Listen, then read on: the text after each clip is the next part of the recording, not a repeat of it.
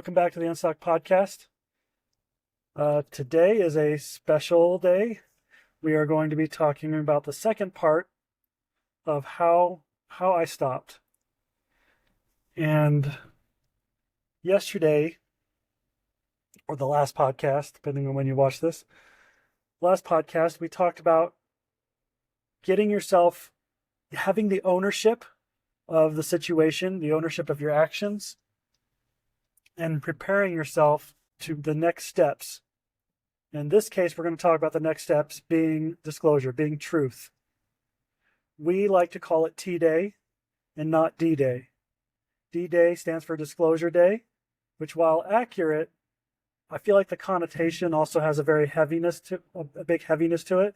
And I feel like really this can be a celebration. Well, yeah, like who wants to celebrate disclosure or something hard, but truth and victory over something hard is a much nicer celebration topic. Right.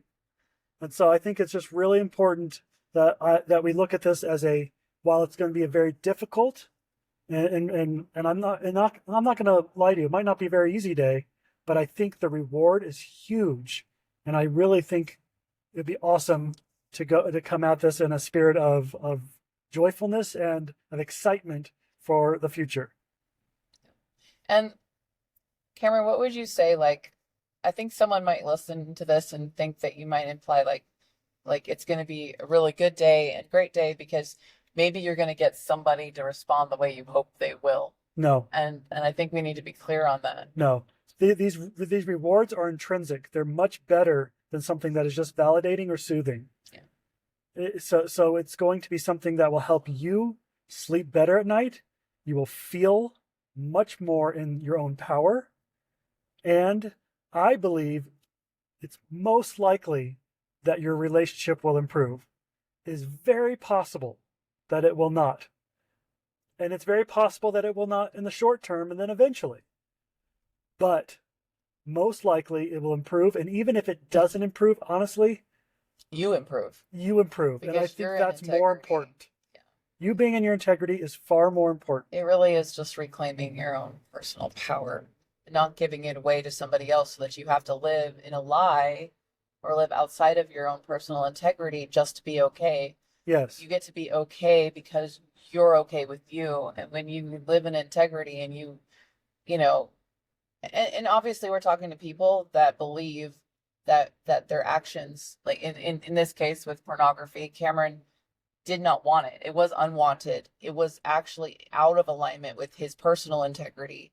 And so that's why that worked. But, maybe if you're not out of integrity, that's one thing. But what we're talking about is for somebody who recognizes that this is not how I want to actually be. I'd rather be something different, but I feel stuck. Right. And so I think there's another thing. So I think Heather was touching on, but we should just say more explicitly, is there's the principle of irregardless that you need to practice. You're not doing this because someone's going to show up for you. That's validating. You're doing this because your integrity. You're doing this because you're doing it for you. Correct. Yourself. You're self-validating, and you're putting yourself into the integrity of that you are outside of. And then next, I think it's really important to talk about, are you the type of person that when you know you're going to go swimming and the water might be a little cold, are you going to dip your toe in, or are you going to cannonball all the way in there and just get in and do it? And I think it's really important to be 100% in. Let's talk about that really fast because it's actually something that I've trained on before for my job is this hesitation that we go through before we do something really big and scary. Cameron, I'm curious your thoughts on this. What was more painful that day, you saying the words or the anticipation of saying the words? Well, very much the anticipation. And that's really where our pain point comes in. It's usually not, let's maybe skydiving is a good example, although I've never been. I imagine, the jumping out of the airplane, once you've done it, it's over. It's done. But the anticipation, the building up to it is terrifying. And so the anxiety that surrounds that is way worse and way more painful than the actual act. You ever been to a water park and they had that really steep slide that you really wanted to go on, but you're so scared, and then you finally did it, and it was like, well, it could have still been as bad as you thought it would have been, but still you were alive, you're fine, and it was exciting that you did it, even if you don't even want to And you've do it done it over again. and over and over again. Yes, a lot of times you'll just go back and do it over and over again. Um, One thing that's really important, and we have another full podcast talking about this, is the shame bubble. Going all in will allow you to fully pop that shame bubble. If you leave any of that shame bubble behind, it just gets bigger again. It's like cleaning. If you have a wound or a cut that's been infected, you got to clean it out. If you leave any part of the infection, it will just grow back. And so which could cause more problems, be even more painful. I mean, I know for me, and this was the thing that I think we talked a lot about in the beginning. I was asking him, please just tell me everything because I don't want to belabor it. I don't want to draw it out. I don't want to be like discovering something else, and I just weren't ready to tell me. Like I wanted, and if you weren't ready to tell me something, I wanted you to at least tell me I'm not ready to tell you something Right. so that that honesty was there. And I think you guys like that's a possibility too. You just might not be able to say something yet, but the honesty and disclosure of there is something, I'm just not ready. Can I let me have some time and space and care, allows you to still not be hidden and seen, but get the maybe the groundwork in or the foundation built to give you the courage to continue forward. And something that I think is important is that you may be in a situation where you've already had disclosure, but you've still left some shame behind. And I think T-Day can still really benefit you as well, because I think there's something about just the act of just going all the way through that really does. I mean, if it feels much better. Well, a distinction that I think might be worth talking about is that you can be 100% in and still hold on to the shame. That's possible. Um, so Right. so be Right. watchful of that because and I don't think it actually is an overnight easy peasy process to remove the shame, No. but being honest and committed to having that kind of intimacy with somebody, the appropriate person, actually helps reduce and remove that shame over time because you start to realize that it's safe to actually be seen. You're still loved, and that it's way more painful to stay hidden than to reveal yourself to the people or person that you've said you would and you promised to. I'm talking I specifically about spouses here. I appreciate what you're saying, Heather. So when we had our T-Day, I did go all in, but it wasn't that. It was more the decision to go all in than that night everything coming out. I do remember saying everything I could think of that night. I mean, you definitely put that effort in. It was just But an unraveling. I mean, you're talking about decades of dealing with stuff and things coming back to you. yeah, And honestly, too, like, and I think for the spouses who are on the other side, the receiving side, just know that, like, because there was a couple times where I'm like, you said something different, and that's not what you told me. And just be patient. Like, there's a lot of minimization that happens when you're stuck in a cycle and you're out of integrity like that. Because who wants to sit there and like tell themselves and fully believe that they're like, that they're out of integrity, that they're not being, all the nasty things you could say to yourself about that, and I you am tend to trying, minimize. and in fairness, a lot of things I'm trying to remember, it won't be super accurate. Yeah. I'm trying to. So I think it really comes down to your intention. Be all in with your intention and be patient with the person who's trying to do them. And it should and be all in on both sides. Get the disclosing and the receiving of disclosure. Can you talk a little more about that, Heather? The receiving of disclosure? You just my experience with it. Yeah, and what would you suggest for it being most beneficial? So, I think there was the immediate the immediate response after you told me, um, I wasn't in the best headspace and I was Sure. upset. Let's be clear. Advice we're giving you now, we did not That's what we have. learned. Yeah. We kind of stumbled into some of it, and then we thought of things we would have done a little better later. we did a lot right and we did some things wrong. I think we did a whole lot right I though. think we did. But Um, again, for receiving. but I think there was this overwhelming shock, and once I had the ability to like kind of process it a bit more and come into like the realization and understanding, even though that took months really, because it was just just flipped everything upside down. But I remember like outside of that first moment where I found out, when we would sit down and have conversations and you were disclosing and being honest and sharing the things that you felt like that were important and necessary for me to know. Um, I was really, my advice on that is to be open and be grateful. Like think, you maybe you're not so grateful yet for the circumstance you find yourself in. Like I that took me a long time to get there. But here you have your spouse actually opening up and sharing some part of themselves that is it's been deemed so despicable that they're willing to live out of integrity like that. They're willing to not be authentic to themselves and to forego healing themselves because they just care so much about what you think. And I'm not going to dress it up flowery like that's a compliment. But if you consider the fact that they are now choosing to trust you and choosing to be vulnerable like that, it really can shape how you look at it. And I would just encourage you to be appreciative and understand how hard that is for them and to do your very best to listen and to understand.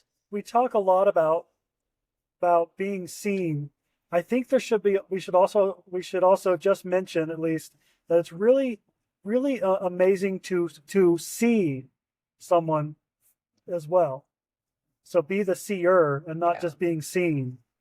And I think that I would encourage someone who is going to be the receiver or may one day be that receiver, just be excited that they get to see. And uh we are You're breaking barriers. Like that is exciting. That fear can be translated into excitement. The adrenaline going on in your body can be translated as excitement. And you're entering a new phase of your life where you get to actually be in that power that you want, that you've been trying to be in, and you're reclaiming your agency, reclaiming your sense of who you are. yeah. And as in our faith, I think there's really important, and I don't think this matters for someone who doesn't believe this, but I think what's really exciting for both sides of this is I believe this is really what the atonement of Christ is about being redeemed and feeling what that means to be able to feel the healing from it. I personally believe that's what it is. And just to touch on the atonement aspect of it, one of the things that I struggled a lot with um, was it was unfair judgment, which in and of itself is also a sin that, if you're going to look to scripture for what's sinful, it's judged on. And I had a lot of judgment inside of me that I had actually I had wrapped up in this pretty package of like, I'm not condemning you. I'm not condemning people. I'm just like standing up for true and righteous principles. And so, I had this defense of what was good and righteous and holy, and like at the expense of somebody who was going through a trial and was maybe weak in that area. And so, from the receiver and you know point of view, Yeah. you get to experience something really um kind of, if you think about it, amazing, where somebody is coming to you in the depths of humility and uh and I would even say humiliation, because in those moments it's really probably unlikely you're going to be able to remove shame if you've been hiding. Like, it's just part of the experience. I think it's just part of the progression. But in that depths of humiliation and the lowest and feeling like nothing, you have the opportunity to be the savior for that person. And I mean that in all reverence, that you get to stand in for him as, somebody that can extend love and charity and understanding. And I had to learn how bad I was placing judgment on people who professed to believe one thing but would act out in the way that Cameron was acting out. And I really got to change my perspective on, we are not all one thing. You can have faith and belief in something and be weak and unable to practice it. I shouldn't say unable, feel unable or feel like it's terribly difficult to practice what you believe. And that does not make you a bad person. It doesn't mean you're inauthentic to your faith or what you believe. It means that we have weakness. And I had actually dealt with so much self-perfectionism over the years of my life where like I would actually beat myself up because I was weak and because I wasn't perfect. And so I'm not worthy until I figure it out and get it right because I know what's right. I've been taught what's right. And if I can't do it, then I'm just failing on all aspects of life. Yeah. And I had been in that mode for so long that I had extended that to others and extended it to Cameron. And so what I've loved learning is how much the Savior loves us and why he came to do what he did for us, so that we can feel of that redemption and we can get better and we can heal and we can get stronger and our weaknesses can become strengths. So as a receiver, you really have a beautiful opportunity to show the love of the Savior by recognizing that, this person might have a different weakness than you, but they're still loved and they're still children of God and they're still able and capable of redemption, and they deserve that opportunity, especially if they're sitting there in front of you doing what they're doing.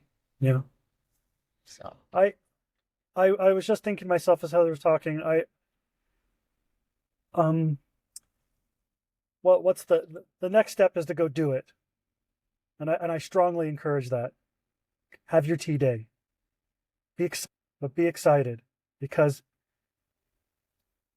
yeah, imagine if you could have entered that moment excited. I'm just curious, what do you think about that? Like, what if you had that mindset of, this is my opportunity. I actually have hope that by doing this, life gets better instead of falling apart, right? Yeah. What would have been different for you? I wish somebody would have been able to talk to me the way I'm talking to people now. Yeah. Because I didn't have that perspective. But I think that's really where I want to take this conversation now. I was going to say, well, this is what your tea day is going to look like. And maybe you should do this. Maybe be a little more prescriptive. I'm not going to be prescriptive. Have your tea day. Find that moment. Go all out. And can I say from the other side of it, if you are the one that's withholding something you need to share, and I've told Cameron this multiple times, especially in moments where I'm having a hard time. Yeah. It would have been so much better and easier for me if he had made that decision on his own and said, Heather, I am so scared right now.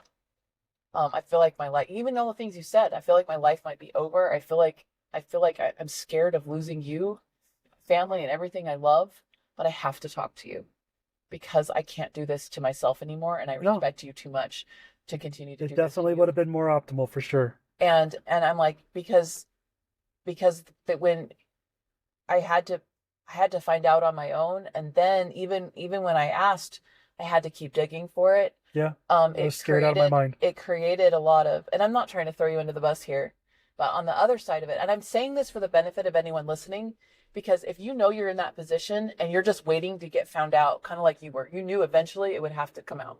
Right? Yes. You were hoping it could be after you quit on your own and could tell me when you were clean, and it had been a long time, but you knew eventually it would have to come out. So if you're in that same situation and you're like, I just don't know I'm strong enough, I'm going to keep just waiting for the right moment. Or not even waiting. You weren't even waiting for the right moment. I was. Oh, no, I was. To tell me? I knew it eventually. Like I said, eventually it'd have to happen, but I had all these things in my head of what would need to happen first. Yeah. So if you find yourself in a situation like that and you're just every day at risk of being found out, can I just say, eventually you will be. You don't, nothing ever gets to stay hidden forever. Um, it's gonna come out because fruit, like roots bear fruit. And if you're planting roots like that, it just can't stay hidden. I really believe that's true. Yeah. And so what would have made the most difference to me as someone who was on the receiving end is it to see like that he had gotten to a point in his desire for honesty that he came to me on his own without having to be discovered. Because I had to question like, well, did you really want to be honest, or are you just doing this because you have to now, because you were caught? And I struggled for a long time with feeling doubt, like, can I trust him? Is he telling me everything? Is this really who he is, or does he just feel like he has to? Do you really want to be here, or would you really rather be back where you were because you weren't going to tell me to start with? And so there's all these questions I had to process and we had to discuss, and it was a pain point that didn't have to be there. And a reason why I'm just like really hounding in on it right now is It's because avoidable. it's avoidable. And if you're listening to this and you're like just kind of in that same place, like please really consider being the one to act first. It will make a huge difference in the trust and the faith and the restoration, the healing, all of those things that have to happen. Um, in hindsight, I know I'm going through this for a reason because, and I had to process those feelings that came up for me because I needed growth too, and it ended up working out beautifully for both of us. We're in a really healthy spot right now, but I could have avoided some pain. So Totally. just learn from our mistakes, please. Totally. It's already a difficult road, so it doesn't Yeah. have to be more difficult. Sorry, I derailed. No, I I just think felt that's kind of where I want to go now.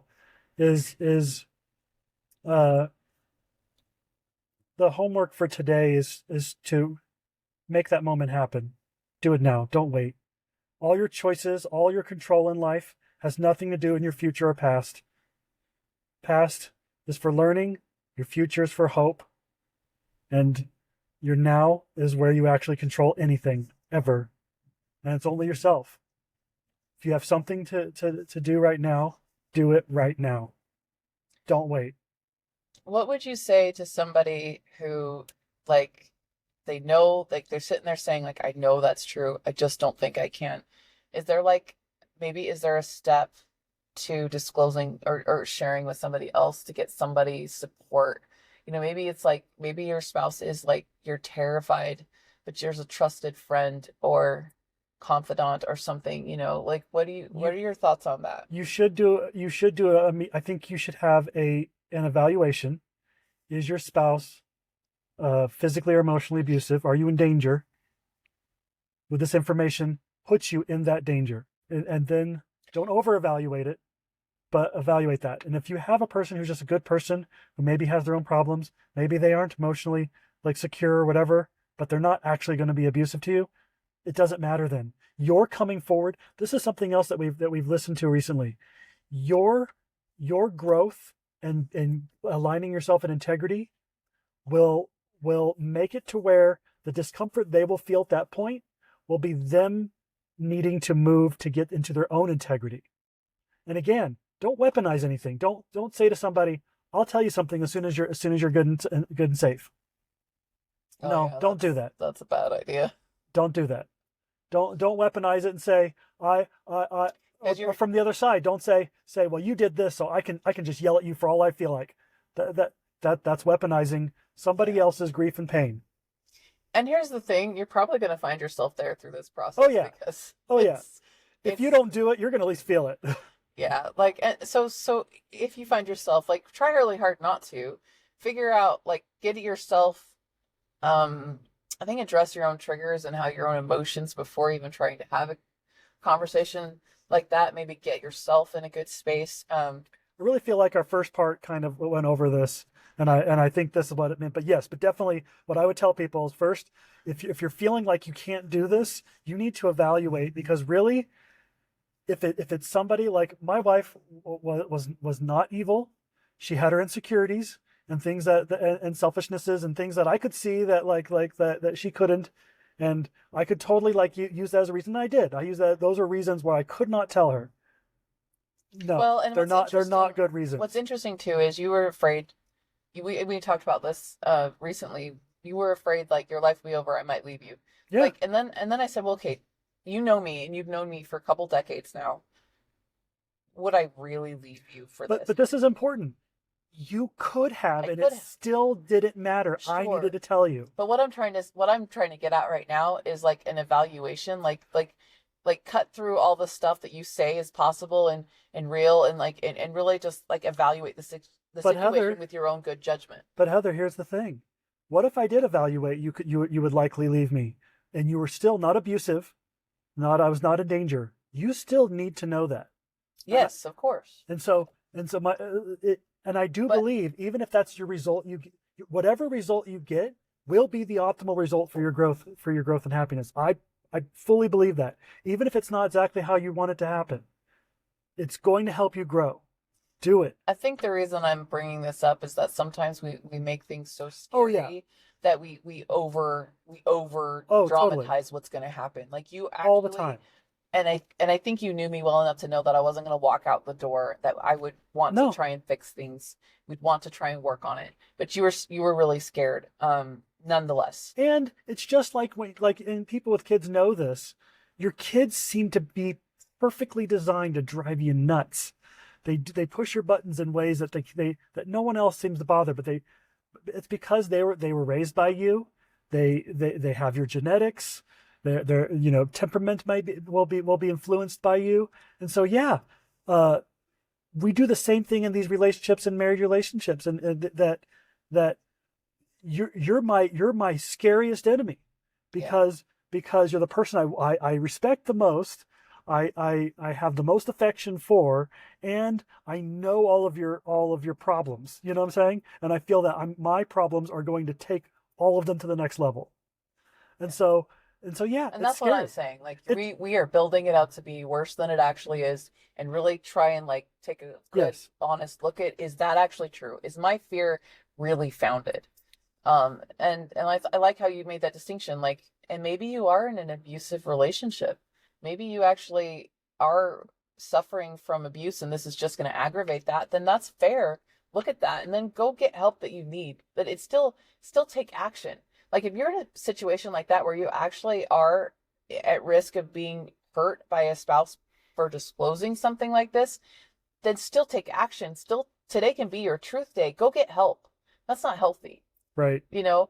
And if you're not, and if it's just a fear and it's just, yeah, they might get really mad at me. They might stop talking to me. They might say, well, I'm never having sex with you again. Whatever it is you're afraid of, just recognize, like, is that fear and that risk there really worth my own integrity and living outside of who I believe to be and getting the help that I deserve to be happy? I really feel like falling back on the principle of irregardless is important. If your physical and emotional state is not in real danger, and evaluate that appropriately, you can equivocate the heck out of that into anything, but evaluate that appropriately. And if neither of those things are the case, I believe the principle of irregardless should win. That you should just talk. I think we really just, as human beings, sometimes are terrified of the truth because we write our story and then we do everything we can to make that story true. Mm-hmm. And we shape people into those boxes that make our story true. We enter marriage many times. We want somebody that sees our good things, ignores our bad things, and never talks about those things and loves us anyway. But at the flip side, we also want to be able to point out their bad things so that they can fix them, right? Yeah, totally. We enter these relationships so immature and so unprepared to handle real life. And these opportunities, like, I just love the thought. I've started viewing it this way instead of like this tragedy that happened to us.